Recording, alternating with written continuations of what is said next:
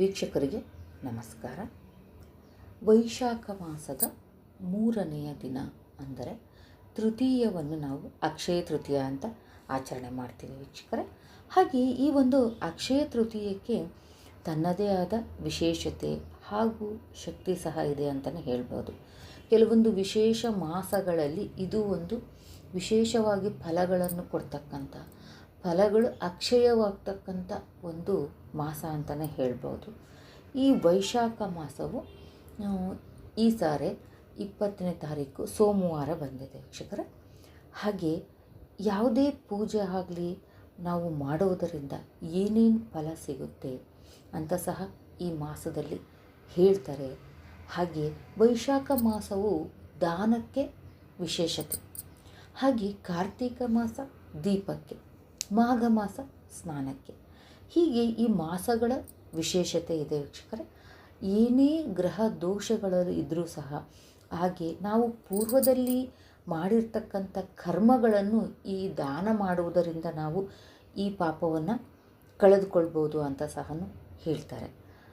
ಅಕ್ಷಯ ಅಂದರೆ ನಾವು ಏನು ಮಾಡ್ತೀವೋ ಅದು ದುಪ್ಪಟ್ಟು ಆಗುವುದು, ಅಂದರೆ ಕ್ಷಯ ಆಗದೆ ಇರೋದು ಅಂತ ಅರ್ಥ. ಇಲ್ಲಿ ವಿಶೇಷವಾಗಿ ಈ ಒಂದು ಅಕ್ಷಯ ಮಾಸದಲ್ಲಿ ಅಕ್ಷಯ ತೃತೀಯದಂದು ವೈಶಾಖ ಮಾಸದಲ್ಲಿ ವಿಷ್ಣು ಮೂರ್ತಿಗೆ ವಿಶೇಷವಾಗಿ ಚಂದನದಿಂದ ಪೂಜೆ ಮಾಡ್ತಾರೆ. ಚಂದನದ ಉತ್ಸವ ಅಂತಲೂ ಸಹ ಹೇಳ್ತಾರೆ. ವಿಶೇಷವಾಗಿ ಲಕ್ಷ್ಮೀ ನರಸಿಂಹ ಸ್ವಾಮಿಗೆ ಇಲ್ಲಿ ಚಂದನ ಲೇಪನ ಮಾಡಿಬಿಟ್ಟು ಈ ಪೂಜೆ ಮಾಡ್ತಾರೆ ಅಂತ ಹೇಳ್ತಾರೆ. ಹಾಗೆ ಹೋಮಗಳನ್ನು ಸಹ ಮಾಡ್ತಾರೆ. ಯಾಕೆ ಚಂದನ ಅಂತಂದರೆ, ಚಂದನ ಹಚ್ಚೋದ್ರಿಂದ ಈ ಒಂದು ವೈಶಾಖ ಮಾಸ ಅಂದರೆ ಉರಿ ಬಿಸಿಲು ಧಗೆ ಇದೆಲ್ಲ ಇರೋದ್ರಿಂದ ಈ ಚಂದನ ಲೇಪಿಸೋದ್ರಿಂದ ಸ್ವಾಮಿ ಇನ್ನೂ ತಣ್ಣಗಾಗ್ತಾನೆ ಅಂತ ಸಹ ಹೇಳ್ತಾರೆ. ಹಾಗೆ ವಿಷ್ಣು ಮೂರ್ತಿ ಹಾಗೆ ಲಕ್ಷ್ಮೀ ನರಸಿಂಹ ಅಂದರೆ ಉಗ್ರ ಸ್ವರೂಪ ಅಲ್ವ, ಹಾಗಾಗಿ ಈ ಒಂದು ವಿಶೇಷವಾಗಿ ಮಾಡ್ತಾರೆ. ಹಾಗೆ ಜಪ ಹೋಮ ಮಾಡೋದರಿಂದ ಅನಂತ ಫಲ ದೊರೆಯುತ್ತದೆ ಈ ಒಂದು ಅಕ್ಷಯ ತೃತೀಯ ದಿನ. ಹಾಗೆ ದಾನ ಕೊಡ್ತಾರೆ, ಅದನ್ನು ಯೋಗ್ಯರಾಗಿರೋರಿಗೆ ದಾನ ಕೊಡಬೇಕು. ಆ ದಾನ ಕೊಟ್ಟಿರೋದ್ರಿಂದ ಎಲ್ಲೋ ತೊಗೊಂಡೋಗಿ ಬಿಸಾಕೋದು ಆ ಥರ ಅಲ್ಲ. ಈ ಒಂದು ದಾನ ಕೊಡೋದು ಅವರಿಗೆ ಸದುಪಯೋಗ ಆಗಬೇಕು. ಅಂಥವರಿಗೆ ನಾವು ದಾನವನ್ನು ಕೊಟ್ಟಾಗ ನಮಗೆ ಆ ಒಂದು ಪ್ರತಿಫಲ ಸಿಗುತ್ತೆ ಅಂತ ದೊಡ್ಡವರು ಹೇಳ್ತಾರೆ ವೀಕ್ಷಕರೇ. ಹಾಗೆ ದಾನಗಳನ್ನು ನಾವು ಒಬ್ಬರಿಗೆ ಆಗಲಿ ಒಂದು ಒಳ್ಳೆಯ ದಾನ, ಈ ಬಿಸಿಲಿಗೆ ಬೀಸಣಿಗೆ ಅಂತ ಕರೀತಾರೆ, ಬೀಸಣಿಗೆ ಕೊಡ್ಬೋದು. ಅದರಲ್ಲಿ ತುಂಬ ವೆರೈಟೀಸ್ ಇದ್ದಾವೆ. ಮೊದಲೆಲ್ಲ ಹೆಣಿತಿದ್ರಲ್ಲ ಆ ಥರದೇ ಸಿಗದೇ ಇದ್ದರೆ ಬೇರೆ ಥರದ. ಹಾಗೆ ನೀರನ್ನು ದಾನ ಮಾಡ್ಬೋದು. ಇನ್ನೊಂದೇನಪ್ಪ ಅಂದರೆ ಚಪ್ಪಲಿ ದಾನ ಕೊಡ್ತಾರೆ ಈ ಒಂದು ವಿಶೇಷವಾಗಿ. ಆಮೇಲೆ ಛತ್ರಿ, ಆಮೇಲೆ ತಂಪಾಗಿರ್ತಕ್ಕಂಥ ಹಣ್ಣು, ಇವುಗಳನ್ನು ನಾವು ಯಾವ್ಯಾವ ಚಿಕ್ಕ ಮಕ್ಕಳಿಗೆ ಆಗಲಿ ಒಂದು ಅವತ್ತಿನ ದಿನ ಕೊಡೋದ್ರಿಂದ ನಮಗೆ ಒಳ್ಳೆಯ ಫಲಗಳು ಸಿಗ್ತವೆ. ಈ ಚಿನ್ನ ಬೆಳ್ಳಿ ತರೋದ್ರಿಂದ, ಅಂದರೆ ಅದು ತಂದಿಟ್ಟು ಪೂಜೆ ಮಾಡಲಿ ಅವರಿಗೆ ಅಕ್ಷಯ ಆಗಲಿ ಅದಲ್ಲ. ಈಗ ತರೋದಕ್ಕಾಗದೇ ಇರೋರು, ಆ ಥರ ಇರೋರಿಗೆ ಇದರಿಂದ ಈ ಒಂದು ದಾನಗಳನ್ನು ಮಾಡೋದ್ರಿಂದ ಒಳ್ಳೆಯದಾಗುತ್ತೆ ಅಂತ ಹೇಳ್ಬೋದು. ಹಾಗೆ ನಮ್ಮ ಇಷ್ಟ ದೇವರ ಪೂಜೆ ಮಾಡೋದ್ರಿಂದ ಸಹ ಈ ಒಂದು ಫಲ ಸಿಗುತ್ತೆ.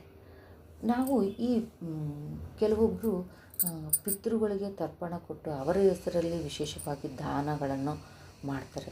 ಅದರಿಂದ ಯಾಕೆಂದರೆ ಪಿತೃಗಳ ಒಂದು ಒಂದು ಆಶೀರ್ವಾದ ನಮ್ಮ ಸಂಸಾರದ ಮೇಲೆ ಇರಬೇಕು ಅಂತಂದರೆ ಈ ಒಂದು ಕೆಲವೊಂದು ಟೈಮಲ್ಲಿ ದಾನಗಳನ್ನಾಗಲಿ ಪೂಜೆಗಳನ್ನು ನಾವು ಮಾಡೋದರಿಂದ ಶಾಂತಿ ನೆಮ್ಮದಿ ದೊರೆಯುತ್ತೆ ಅಂತ ಸಹ ಹೇಳ್ಬೋದು. ಹಾಗೆಯೇ ವಿಶೇಷವಾಗಿ ಸಮುದ್ರ ಸ್ನಾನಕ್ಕೆ ಇಲ್ಲಿ ವಿಶೇಷತೆ ಇದೆ ವೀಕ್ಷಕರೇ. ಅಕ್ಷಯ ತೃತೀಯ ದಿನ ಅನುಕೂಲ ಇರೋರು ಮಾಡ್ಕೋಬೋದು. ಹಾಗೆ ಇನ್ನೊಂದು ವಿಶೇಷತೆ ಏನಪ್ಪ ಅಂದರೆ, ಇಲ್ಲಿ ಪರಶುರಾಮರ ಜಯಂತಿ ಸಹ ನಾವು ಇದೇ ದಿನ ಈ ಜಮದಗ್ನಿ ಮಹರ್ಷಿಯ ಪುತ್ರನಾಗಿರ್ತಕ್ಕಂಥ ಪರಶುರಾಮನ ಒಂದು ಹುಟ್ಟಿದ ದಿನವನ್ನು ಸಹ ನಾವು ಇವತ್ತು ಆಚರಣೆ ಮಾಡ್ತೀವಿ. ಹಾಗೆ ಬಸವೇಶ್ವರರ ಜಯಂತಿಯನ್ನು ಸಹ ನಾವು ಈ ದಿನವೇ ಆಚರಣೆ ಮಾಡ್ತೀವಿ. ವಿಷ್ಣುವಿನ ಅವತಾರ ಎಂದು ಸಹ ಪರಶುರಾಮರನ್ನು ಹೇಳ್ತಾರೆ.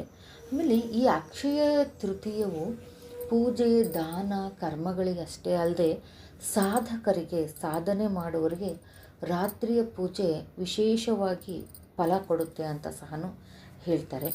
ಆಮೇಲೆ ಈ ಪೂಜೆ ದಾನ ಮಾಡೋದರಿಂದ ಅಕಾಲ ಮೃತ್ಯುವನ್ನು ಸಹ ನಾವು ತಡೆಯಬಹುದು ಅಂತ ಸಹ ಈ ಕೆಲವೊಂದು ಗ್ರಂಥಗಳಲ್ಲಿ ಆಗಲಿ ಕೆಲವೊಬ್ಬರು ದೊಡ್ಡವರು ಹೇಳಿರೋದನ್ನು ನಾನು ಕೇಳಿದ್ದೀನಿ ವೀಕ್ಷಕರೇ. ಹಾಗೆ ವಿಷ್ಣು ಪೂಜೆ ಬೆಳಗ್ಗೆ ಮಾಡ್ತೀವಿ ನಾವು. ಆಮೇಲೆ ಶುದ್ಧವಾದ ಜಲದಲ್ಲಿ ಒಂದು ಸ್ವಲ್ಪ ಚಂದನ ಕಲಸಿ ಇಟ್ಬಿಟ್ಟು ಆ ನೀರಲ್ಲಿ ಈ ವಿಗ್ರಹಗಳನ್ನು ಬೆಳಗ್ಗೆಯಿಂದ ಸಂಜೆವರೆಗೂ ಇಟ್ಬಿಟ್ಟು ಸಂಜೆ ಅಷ್ಟೋತ್ತರ ಪೂಜೆ ಸಂಕಲ್ಪಗಳನ್ನು ಮಾಡಿ ಈಶ್ವರನಿಗೆ ಆಗಲಿ ವಿಶೇಷವಾಗಿ ಆ ಎಲ್ಲ ಪೂಜೆ ಆದಮೇಲೆ ರಾತ್ರಿ ನಾವು ಆ ನೀರಿಂದ ವಿಗ್ರಹಗಳನ್ನು ತೆಗೆದು ಸಂಜೆ ಪೂಜೆ ಎಲ್ಲ ಮಾಡಿ ಪುನಃ ಆ ಒಂದು ಚಂದನದ ನೀರೇನಿರುತ್ತಲ್ಲ ನಮಗೆ ಹಾಗೂ ಮನೆಗಳಲ್ಲಿ ಪ್ರೋಕ್ಷಣೆ ಮಾಡೋದರಿಂದ ಬಿಸಿಲಿನ ತಾಪ ಆಗಲಿ ಧಗೆಯಿಂದ ನಾವು ಒಂದು ಹೊರಗೆ ಬರ್ತೀವಿ ಅಂತ ಸಹ ಈ ದಿನಗಳಲ್ಲಿ ಹೇಳ್ತಾರೆ ವೀಕ್ಷಕರೇ. ಎಲ್ಲರೂ ಅಕ್ಷಯ ತೃತೀಯವನ್ನು ಅವರವರ ಅನುಕೂಲಕ್ಕೆ ತಕ್ಕಂತೆ ಪೂಜೆ, ಪ್ರಸಾದ, ನೈವೇದ್ಯ, ದಾನ ಇದನ್ನೆಲ್ಲ ಮಾಡೋಣ ವೀಕ್ಷಕರೇ.